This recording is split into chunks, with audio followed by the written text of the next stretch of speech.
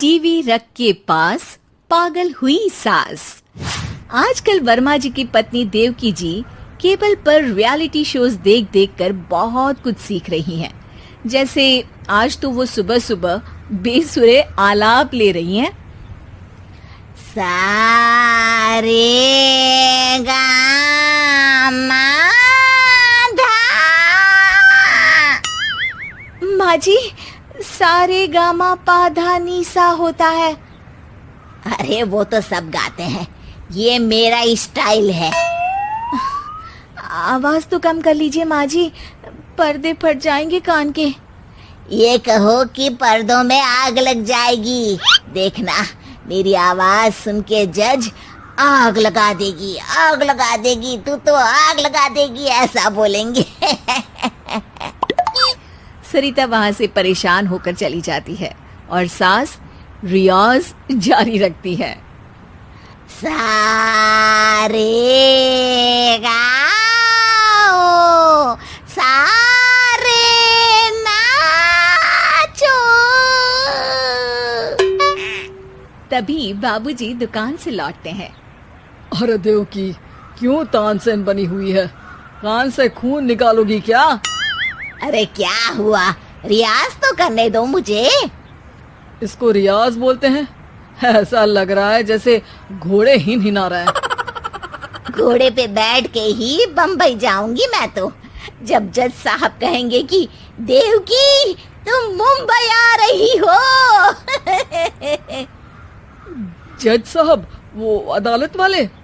अरे नहीं नहीं, बड़े लोग हैं, आप नहीं जानते हैं। ओ मैं तो छोड़ चली अपना ये देश, बम्बई मुझे प्यारा लगे। गाना गाती हुई देवकी चली जाती है और बाबूजी अपनी सरफिरी पत्नी के इस संगीत प्रेम की चर्चा करने बहू के पास चले जाते हैं।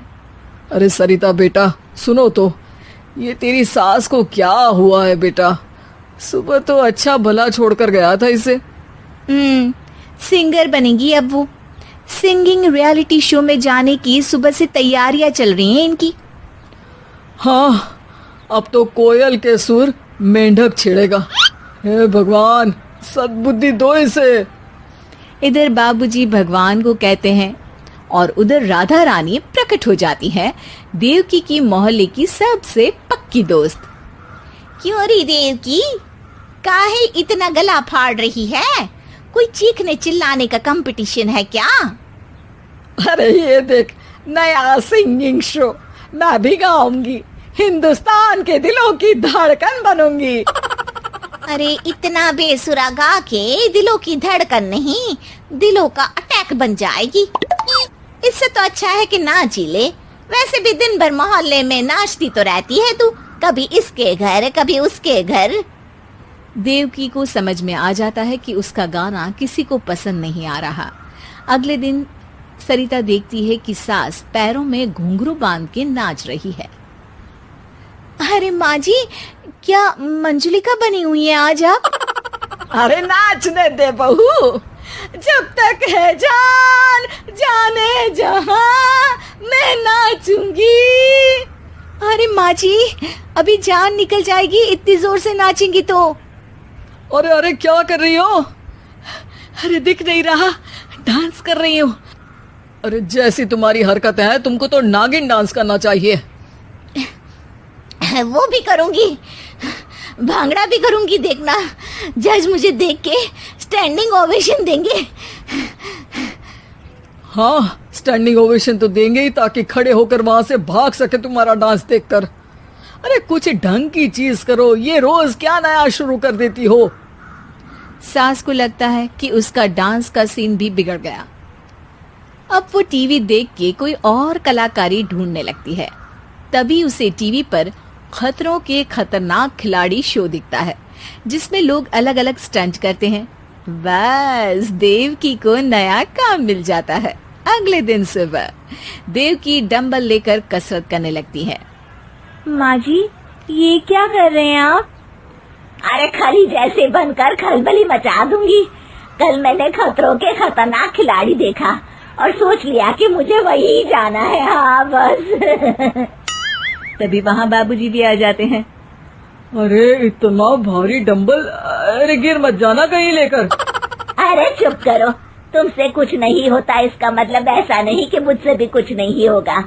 मैं तो खतरों के खतरनाक खिलाड़ी में जाने वाली हूँ। हाँ, मैं तो इस शो में तभी गया था जब तुमसे शादी हुई थी। तुमसे शादी करना भी खतरों के खतरनाक खिलाड़ी में जाने से कम थोड़ी ना। अब चुप भी रहिए। अरे बहू, वो भारी वाला डंबल उठा कर ला तो। अरे ना माँ जी, आप संभाल नहीं पाओगी। अरे मैंने टीवी में देखा था, एक आदमी कार उठा लेता है, इतना तो मैं उठा ही सकती हूँ ना। बहू घबराते हुए भारी वाले डंबल माँ के हाथ में दे देती है। जैसे ही माँ दोनों हाथ ऊपर करती है, पूरे शरीर का बैलेंस बिगड़ जाता है और वो पीछे की तरफ गिर जाती है। डंबल जाकर टीवी में लगता है और टीवी फूट जाती है। माँ जी, उठिए माँ जी। बाबूजी बहुत तेज हंसने लगते हैं। बाबा बाबा, टीवी और बीवी दो टेंशन थे मेरे, आज एक कम हो ही गया। बहू भी सास को उठाते उठाते इस बात पर ताली बजाकर हंसने लगती है और देवकी फिर से गिर जाती है।